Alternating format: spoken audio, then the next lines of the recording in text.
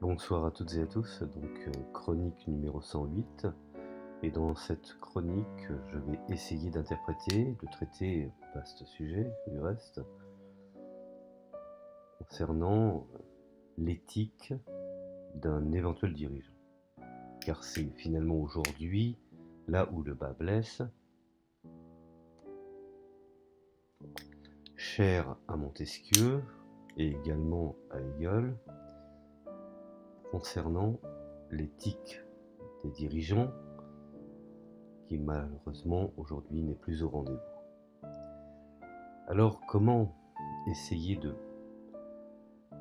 retraduire, réinterpréter ce que un dirigeant doit effectuer quand il est en place? On sait pertinemment que les sociétés par action représentent l'une des plus importantes institutions de notre temps. C'est un élément majeur. On peut même préciser que leur pouvoir et les répercussions liées, je dirais, à leur activité dépassent largement même les frontières géographiques bien définies d'un pays. Prends par exemple en cas d'espèce l'intérêt que peut avoir différentes populations du monde pour le phénomène, par exemple, de Vladimir Poutine et sa gestion, je dirais, virile du pouvoir et son charisme froid, tempéré, réfléchi de la gestion de son propre pays. Ouais, ça, cela, bien entendu, pour étayer mon exemple. Bon. Alors, ce que l'on sait, c'est que depuis de nombreuses années, la façon dont sont, je dirais, traités, ou devraient même être gérés et gouvernés, a intéressé nombre de chercheurs, de patriciens, et j'en veux pour preuve les derniers scandales éthiques de différentes sociétés, de Enron, Nortel, et également en passant effectivement par les crises financières, et la liste serait longue et fastidieuse. Et on peut même considérer que tous ces événements ont plongé certains spécialistes dans la réflexion et de surcroît ont alimenté largement un débat et fait couler, je dirais, beaucoup d'encre.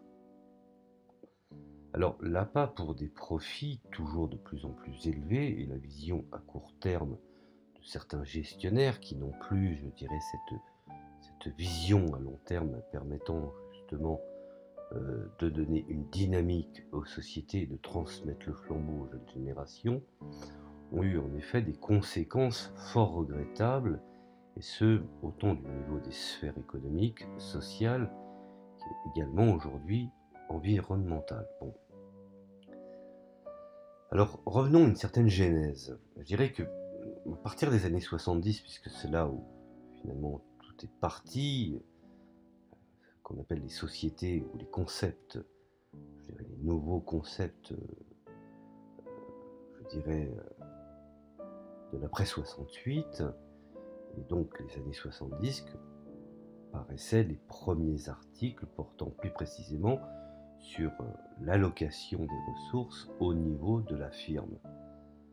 Rappelez-vous, Jensen et Meckling en 76, Fama en 80, et également Fama et Johnson en 83. Bon. La notion de gouvernance était alors réduite au contrôle et à l'incitation de dirigeants opportunistes désirant, bien entendu, faire énormément de chiffres, s'approprier le fruit des entreprises, les intérêts des actionnaires étant garantis, et finalement, au fond, était l'élément le plus important, ou était dit dominant par rapport à ceux des autres parties prenantes de l'organisation. Et cela, bien entendu, est dû à leur statut de propriétaire et seul porteur, je dirais, du risque résiduel. N'oublions pas que tout cela s'exécutait, je dirais, dans un contexte percevant l'importance des autres parties prenantes au sein du processus de création de valeur.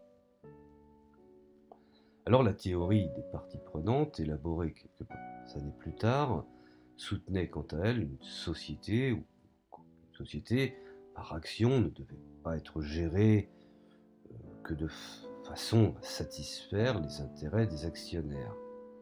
Elle invitait plutôt les gestionnaires à concilier, je dirais, leurs intérêts à titre de partie prenante et conséquemment à intégrer l'éthique à la prise de position. Beaucoup de sociétés étaient soucieuses, effectivement, de vendre une très bonne image afin de garantir des bons investissements à la bourse. Alors, étant donné que, je dirais, l'attrait qu'ont suscité ces deux théories, tant au niveau académique que pratique, et même, je m'avancerais à dire que sur cette dernière, je dirais qu'on a choisi de concentrer sur ce cadre, cette réflexion que j'appelle de mes voeux à l'égard de ceux qui m'écoutent. Par ailleurs, comme le débat est toujours d'actualité, je vais tenter d'offrir une nouvelle perspective sur cette théorie qui, jusqu'à maintenant, était enserrée, je dirais, au sein d'une seule et même discipline. Bon. Alors, pour ne pas faire trop complexe et ne pas arriver dans ce qu'on appelle des structures demandant des connaissances d'économie, me perdant dans ce que j'appelle des méthodes, essayons de simplifier. L'objectif général, je dirais, est donc de proposer une grille de délibération et de dialogue éthique adaptée à la réalité des conseils par des administrations pour outiller dans la gouvernance de leur société par action. Et surtout, bien entendu, afin d'assurer la pertinence de cet outil qui aujourd'hui est un peu malmené, voire même, je dirais, non fonctionnel, il a tout d'abord été nécessaire de revoir, je dirais, en profondeur la littérature entourant les théories de la gouvernance. Et je dirais même un travail même de l'ampleur doit être mené sur le long terme, traitant de l'éthique et de l'éthique appliquée, de manière à clarifier ce qu'on pourrait qualifier comme concepts fondamentaux à l'outil élaboré, bien entendu. Alors, je dirais, le travail reste à faire, puisque aujourd'hui nous pouvons considérer que nos élites se soucient plus de l'éthique et sont effectivement dans une espèce de société du spectacle un peu débridée, tel que Debord l'avait bien expliqué dans son prestigieux ouvrage. Mais, par exemple, on peut définir aujourd'hui que, à notre connaissance, nous sommes aujourd'hui dans l'obligation d'avoir une ouverture de réflexion multidisciplinaire ou pluridisciplinaire pour comprendre les nouveaux enjeux de cette gouvernance.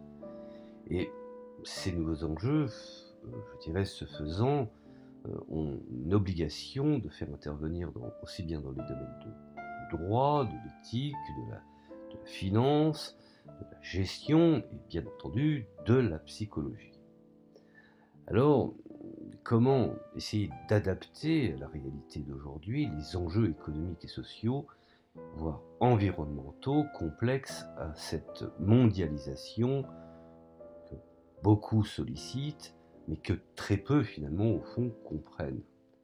Je renvoie à cet ouvrage très important de volume d'Elsa Spengler sur le déclin de l'Occident, où dans le deuxième volume, il établit une frise importante sur les sociétés faustiens et les sociétés magiques. Et en ce cas d'espèce, nous sommes aujourd'hui effectivement dans une société plus magique qu'une société, je dirais, éthique. Puisque ce qui est important, c'est l'appât du gain et non plus la considération éthique étant au-dessus, je dirais, de l'avidité financière. Alors comment finalement mettre cette mise en contexte, comment finalement essayer d'appréhender depuis ces quelques années les scandales éthiques en entreprise, dans le cadre du marché, et faisant plus, je dirais, de plus en plus les manchettes des journaux, aussi bien journaux spécialisés ou les journaux les plus populaires. Forcément, je dirais, on pourrait considérer cependant que la faillite fortement médiatisée, par exemple de l'Empire Enron, société prendre justement cet exemple qui pour moi est un exemple probant, une société par action américaine dans le secteur de l'énergie qui a ouvert le bal au début des années 2000. Ensuite, s'en est suivi bien entendu d'autres scandales allant, je dirais, de Pamala en Italie à Vivendi en France et je dirais même plus près de chez nous, Nortel. Alors, ces exemples partagent un élément, je dirais, fondamental et même commun, je dirais, à savoir les grandes failles qui caractérisent le système de gouvernance de ces sociétés par action. Il semblerait que le contrôle, néanmoins, et l'incitation des dirigeants afin qu'ils prennent des décisions dans l'intérêt des actionnaires. Et n'est pas, à mon sens, été suffisant pour prévenir les comportements déviants, que j'appellerais en termes d'économie les théories de l'agence. Alors, tout cela, bien entendu, je pourrais détailler et commenter le procès de l'ex-président, l'ex-PDG, c'est-à-dire l'ex-président directeur général d'Enron, James Skilling, également sur des différentes comparutions de justice et des dossiers innombrables, mais cela finalement au fond n'est pas très important. Ce qui est important, c'est de savoir pourquoi et comment nous en sommes arrivés là. Et finalement, quand on regarde au concept de la durabilité économique, hypothèse, je dirais, à la base même de la constitution en société, s'ajoute depuis quelques années ceux de durabilité sociale, dont les conséquences sont également environnementales. Alors dans le concept, je dirais dans le contexte actuel aujourd'hui auquel nous vivons, où je dirais en plus des enjeux sociaux tels que la considération de l'homme au sein même du travail, où l'homme n'est plus au centre, où le travail des enfants et d'autres encore soucis que nous voyons de plus en plus, je dirais, se réduire comme une peau de chagrin, puisque beaucoup d'économistes et de sociologues aujourd'hui reconnaissent que nous sommes en train de revenir en arrière sur la société du 19e siècle dans le cadre de l'entreprise, et dans le cadre également du salariat et du travail.